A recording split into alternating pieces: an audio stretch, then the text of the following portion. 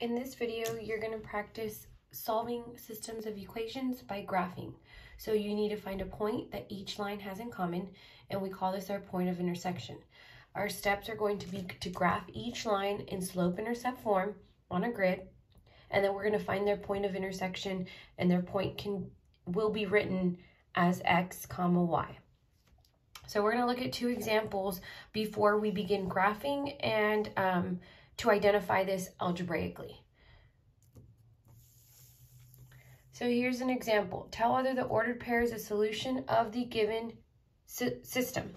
So we're going to be given two equations, and so before we've talked about finding the solution of a line. So if it was on the line, it was infinitely many points on that solid line. Now we're going to go ahead and identify a solution to a system of two equations. So not just one, but we have to make sure that that point satisfies both of them. So the way we're going to work this out algebraically is by plugging in each of the points into our equation. So you need to plug them in correctly. X is 1, 3 is y. For the first equation, we have 2x plus y equals 5. The second equation is negative 2x plus y equals 1. So we need to make sure that this point lies on both of these lines in order to identify it that is a solution. So when we plug them in, you write the original equation, 2x plus y equals 5, negative 2x plus y equals 1. And when you plug them in, you're going to plug in the x value for x, 1 for x, and 3 for y. So here on the left, you can see 2 times 1 plus 3 equals 5, and negative 2 times 1 plus 3 equals 1. And when you simplify both, we want to see, is this a point on the line? Do we come out with a true statement?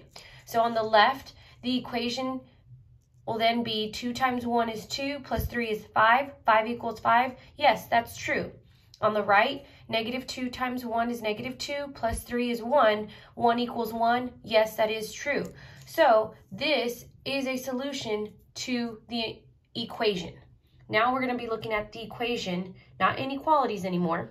So let's go ahead and try another example. Same exact procedure. We're going to plug in our x and y values, and if you get a true statement, yes, in both, not just yes in one, it is going to be a solution to our inequality. If you need more time, pause the video. I'm going to go ahead and move on to the next example. In this next example, we are going to be given the system of equations x minus 2y equals 4, 3x plus y equals 6. And we're going to check if the point 2 comma negative 1 is a solution. So again, we're going to plug in the point into each of the equations. So first you write the equations down and you label your point. 2 is going to be plugged in for x, negative 1 is going to be plugged in for y.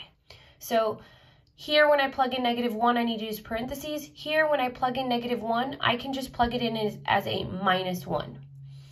So again, when I plug this in for the first equation, it's going to be 2 minus 2 times negative 1 equals 4. The second equation is going to be 3 times 2 minus 1 equals 6.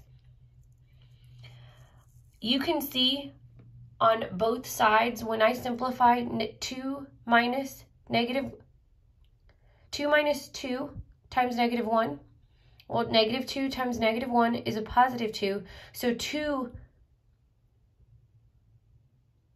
plus 2 is a positive 4. So yes, it would satisfy the first equation. When I plug in that point to the second equation, however, you can see that 3 times 2 is 6, minus 1 is 5. 5 does not equal 6. So this is not true. This point would not be a solution to both of these equations. So no, negative 2 comma 1 is not a solution.